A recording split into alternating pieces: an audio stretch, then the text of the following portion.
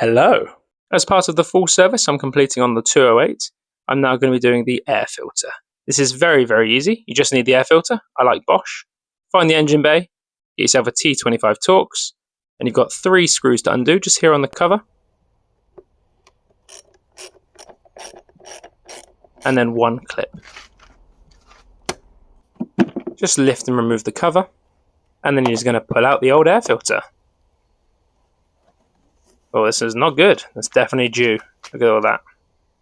So a lovely fresh new air filter that's going to help with performance, going to help with MPG. I'm going to pop that straight in and just push it nice and flush.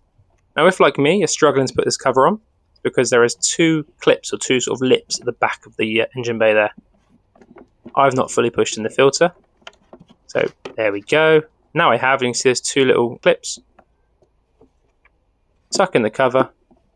And then we're going to do up the clip on the side and the 3 screws. And it really is that simple.